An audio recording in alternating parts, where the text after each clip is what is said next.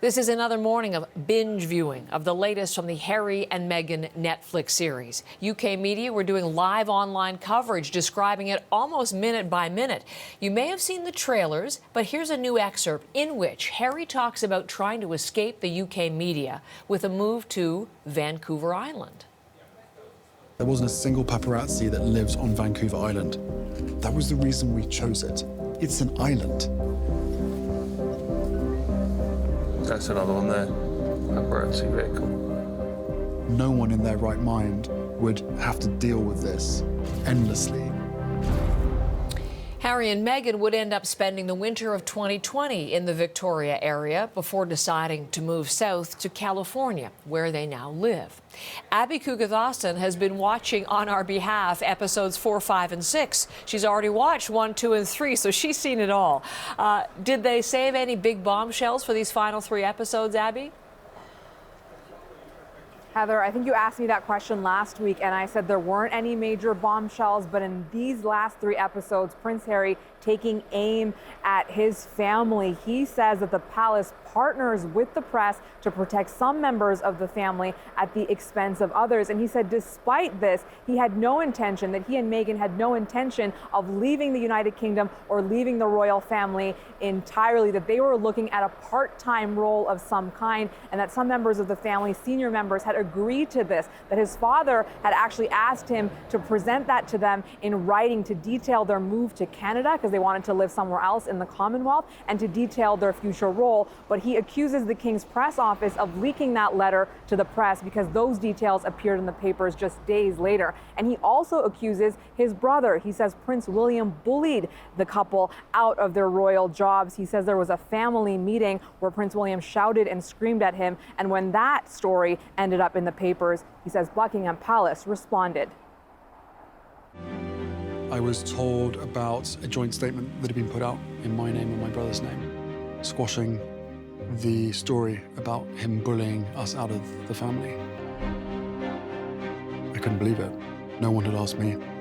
No one had asked me permission to put my name to a statement like that. Within 4 hours, they were happy to lie to protect my brother. And yet, for 3 years, they were never willing to tell the truth to protect us.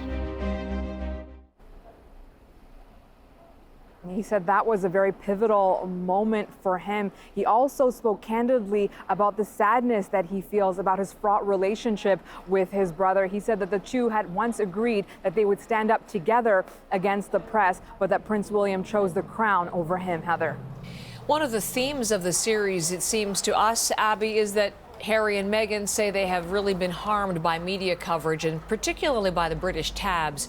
We heard Harry mentioning in that excerpt there what the treatment was like on Vancouver Island. In addition to that, are there any new details about media pressure?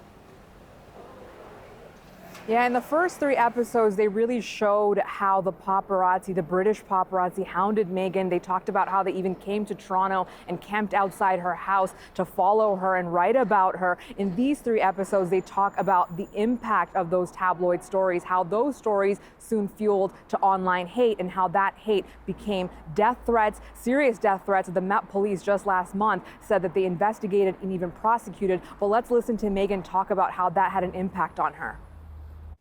Meghan just needs to die. Someone needs to kill her. Maybe it should be me. And he's just like, okay. That's like what's actually out in the world because of people creating hate. And I'm a mom. That's my real life. You know? And that's the piece when you see it and you go, you are making people want to kill me. It's not just a tabloid. It's not just some story. You are making me scared. She talked previously about being suicidal, and in these last episodes, she also talked about a miscarriage that she suffered as she went through a legal battle with the tabloid here, the Daily Mail, after they leaked a private letter that she'd written to her father, Prince Harry, saying that that caused her great stress during her pregnancy. Now, it is worth mentioning there are other voices in this series as well, historians and commentators, but I want to highlight one, Christopher Boozy. He's an exec with a U.S. tech company that that analyzes Twitter, and he says that what he saw happen to Meghan he'd never seen before, that about 70% of the vitriol, the hate, much of it racist in nature, was coming from 83 Twitter accounts, but was amplified to 17 million people. So he really highlighted exactly what she went through there. Now, I do also want to say Heather, Buckingham Palace last week, after the first 3 episodes were released, made no comment, but they may make a comment this time around, given that Prince Harry has not only accused the king, but the future heir to the throne, his brother Prince William, as well. Abby, thank you very much. Out there on Regent Street, where people are all abuzz about this, I'm sure, again today. Abby Kugathasan from London.